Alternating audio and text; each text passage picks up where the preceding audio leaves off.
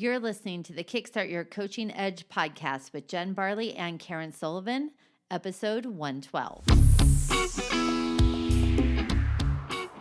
Welcome to the Kickstart Your Coaching Edge podcast, where it's all about getting real around all things coaching. And what we know for sure is that what got you here won't get you there. You can't see the spinach in your own teeth. And finally, hang on, because this one's really deep. Once you realize that you are the traffic, everything makes complete and unadulterated sense. The voice in your head is an a-hole, part 2. So here's what we're going to talk about when it comes to the inner critic. We're going to talk a little bit about where does an inner critic even come from? How does it show up in our life? And in a way, why was the inner critic actually created? So, sound good, Kara? Sounds absolutely wonderful, Jennifer. All right, so the inner critic actually comes from sometime in the past, which only would make sense, right? So it could be when we were 5, it could be when we're 10, it could be when we're 18. But younger than you are today, there was different series of situations that you had that created the inner critic. Most likely, it was a time when there was a feeling of vulnerability and judgment that the inner critic all of a sudden became a protection mechanism.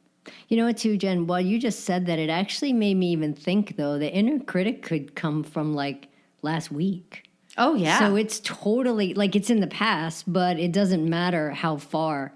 Like, and some people know when their inner critic was created, and some people are like, I have no idea. But as long as you know that the inner critic was created in the past and that it comes from a place of fear. That's right. So let's even think about it this way, right? So let's say... I'm gonna do it through a story, right? So why don't you do it through a story, Jen? I'm gonna do this through a story. Okay. Right. And the story is, so let's say Johnny is in 4th grade and he is gonna go in front of the class and he is gonna do this great presentation about Christopher Columbus. He put together this whole paper mache boats of the 3 boats and the ships that were sailing. He was very excited. He practiced. He was well prepared, and he felt really good about the presentation.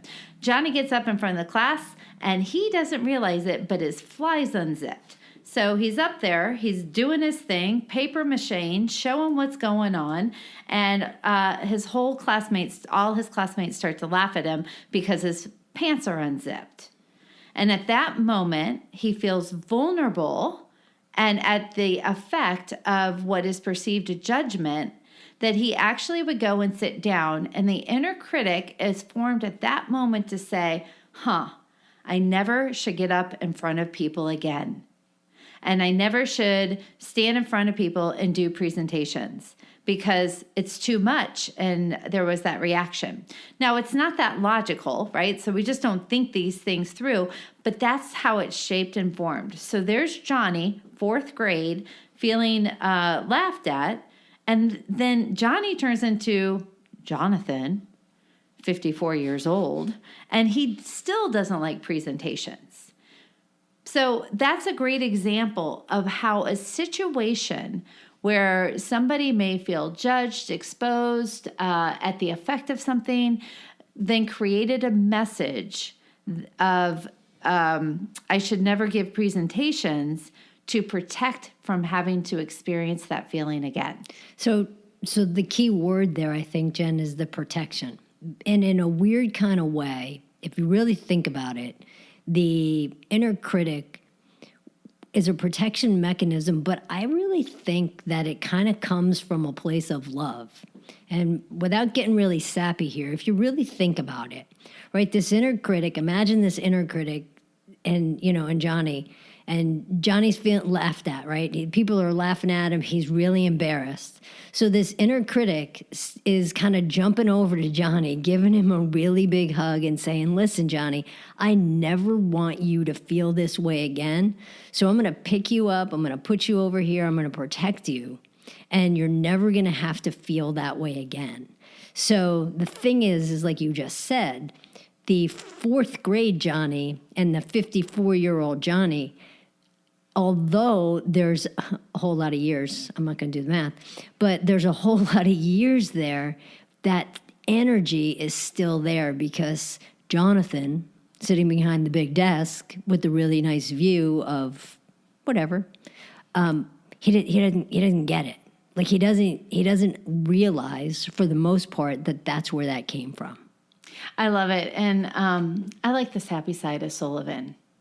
However, so I just want to say another thing about this is that when you're in fourth grade, it's a coping mechanism for when you feel outside of the group or outside of somebody's favor or not part of the in crowd. And it's effective because you don't have any other coping skills. Jonathan, though, in his 50s as an adult, has far more coping skills than he would as a child. So it's about how do you help your client get new techniques and coping skills for when things don't go the way he wants.